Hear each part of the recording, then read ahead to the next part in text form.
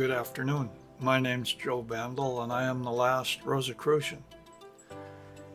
This is going to be the lecture for the number three, the third lecture for uh, my course for Oak, Tantra, and Etheric Warrior training. And this video, the lesson, the lecture is going to be on, excuse me, opening the throat chakra. Now, the last time we dealt with opening the third eye, and so what we did last time was we actually created what I call the functional energy ball, which is actually a ball of energy that fits right around right around your head. And in this, the meditation starts out repeating that, getting to that point. But then something very, very magical happens, something very interesting happens, because we begin to work with it. And that energy ball, which is created out of that ball of energy 2 inches above the head, the energy ball in the middle of the head, and the energy ball at the third eye. When all those energies, those three types of energies fuse together, it creates an astral body. That energy ball that's created that fits around the head is actually an astral body. And our awareness can travel within that astral body. So on the third lesson, we have an astral body. We're learning to move it around. We're learning to put our awareness in it. And what I'm asking you to do is kind of use it like an elevator. And our awareness is in it like an elevator, and we try to move it up towards source, like going up in an elevator. And then we try to gently come down, because our ultimate goal in this meditation is to come down and activate and open up the throat chakra. And for people who have done this energy ball meditation for opening up the throat chakra and the heart chakra, those two chakras are the two chakras that people seem to have the most trouble with, that seem to have the most blockage with. That's why we need to be very careful with it, because the throat chakra and the heart chakra, a lot of people have damage there on those two. And what I've found over the years, when I was trying to work with the heart chakra, for example, that was the time when I was experiencing the most violent and the most prolific, numerous astral attacks from that heart energy. So that's why are we getting attacked? Why do we get magically attacked at the level of the throat chakra and the level of the heart chakra? Well, it's pretty easy to say. It's because these are below that great abyss. These are mental energies, and the throat chakra is mental energies, and the heart chakra is upper emotional energies. And most of the magicians or the occultists that have a energetic connection to the earth and they use it for their magic. But they function in their awareness at the heart level and at the throat chakra. So their heart and their mind are black, if you will. They're dark, they're malevolent, or they're just in conflict with what you're at. So I'm just sharing that's why we go slow when we're working with this energy ball. We take it up, up, up, up into source, and we fill it with the light of source, and we bring it on down very slowly and gently toward that throat chakra, and we keep it spinning and going around. And here's where the next thing happens. That spiritual light that we charged, that we filled that energy ball with, attracts negative energy. It attracts toxic energy like a magnet. It attracts it and pulls it out of us. It breaks through and it releases it. And so what happens is, as we bring that down toward the throat chakra, it's busting through and it's collecting debris. It's collecting toxic energy. And it'll reach a point where it's filled up, it can't take anymore. And at that point, what we do is even more exciting, because what we do is we ride that energy ball like an elevator, and our awareness goes up, up, as high as it can to source, and we get rid of all that toxic energy. We get rid of that negative energy, and we fill it back up again with that spiritual light, with that source energy. Once it's filled, we bring it on back down, spinning, and bring it down a little further, and just sense how it's collecting, it's absorbing, it's taking it like a magnet, like a sponge, and it's soaking it in. And we might have to do this 2, 3, 4 times before we reach the throat chakra.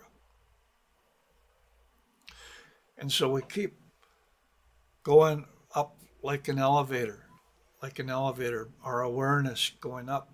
And so what we're doing, we're actually practicing projection in a way. Our awareness is shifting from one type of energy, from one level to the next level, to the next level, and on up, and it comes back down.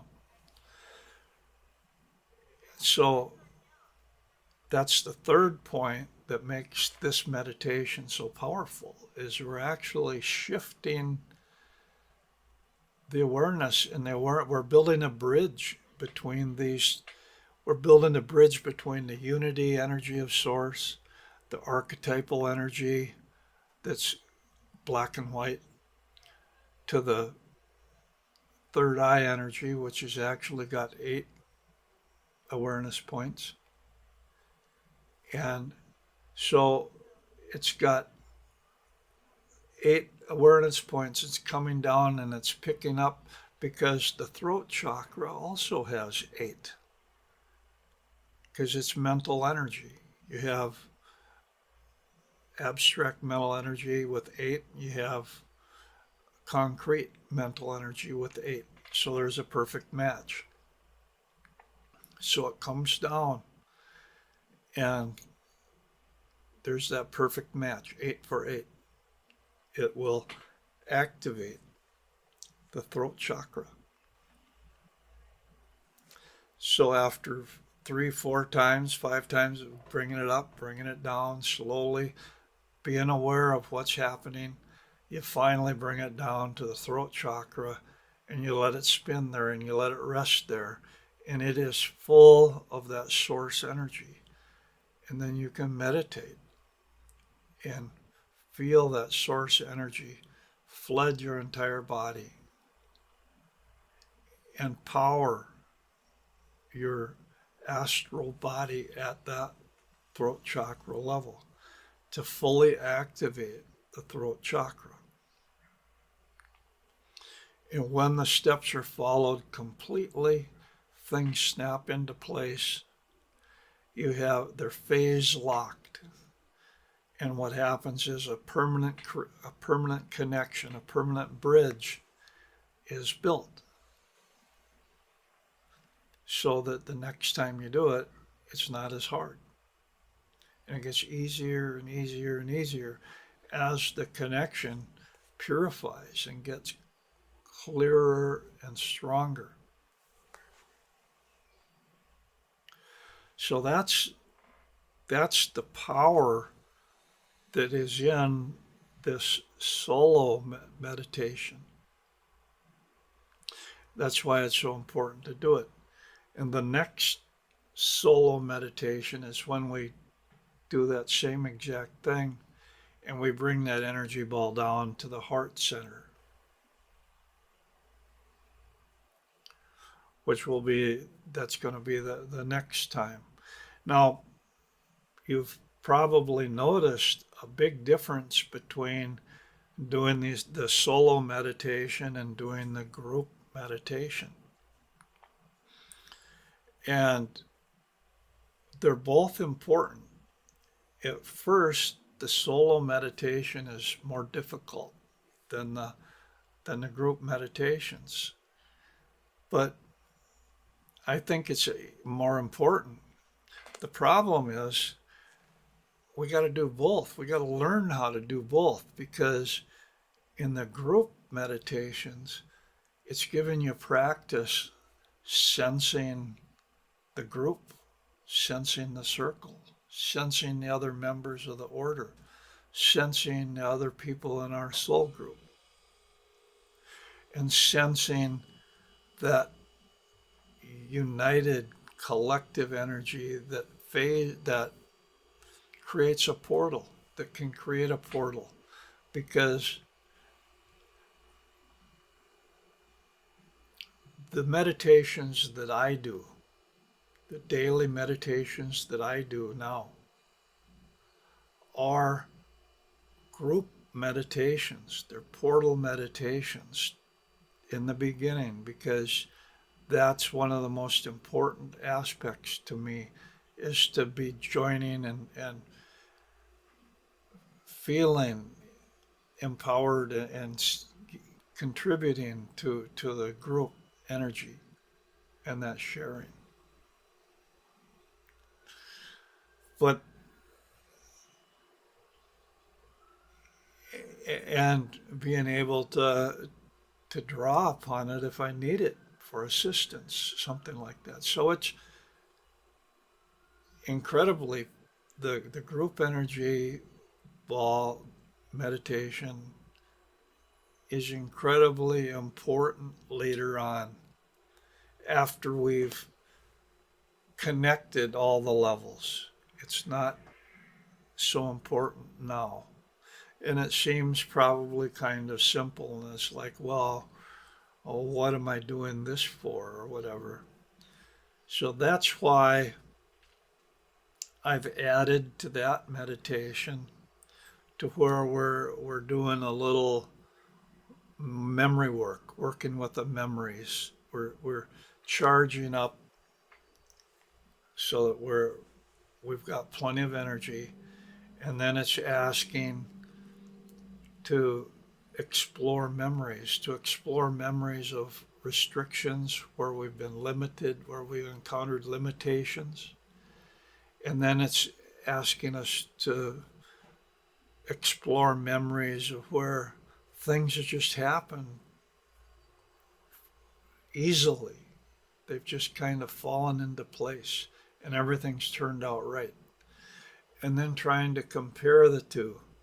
Why did this happen? Why did things not work out? Why did things work out so well? if we did those things today, would it turn out differently? Have we learned from our experiences? And is there a way that we can balance these out so that we stand in the middle someplace? That's the point of the last part of the meditation that I was doing. Because the simple chakra linking with other members of the circle doesn't work doesn't work as well to lift up the black shit, to lift up the toxic elements and the negativity from ourself. It kind of works for the group. And we'll be expanding on that a little bit. But it's also practice for us working with a group energy and doing something as a group by moving that energy up and down. We are not in the group meditation, we're not really moving up and down in that elevator, like an elevator. We're kind of like staying where we are, linked as a group of people, and the middle is going up and coming down. Totally different dynamic, totally different thing. But the point is that each time that we work with energy, we gain experience and it becomes more real to us. We become more adept at what we're doing, and it starts to make sense. This is why we're doing that. So I thought that I would try to explain the difference between the solo meditation for opening the throat chakra and the group meditation for opening the throat chakra. And each one gets a little more complex, but they develop in totally different ways. Well, so that's pretty much all I have to share as on that. If you have questions, please ask them in the comment section. I'd love to hear any ideas. I'd love to help make all of these things better.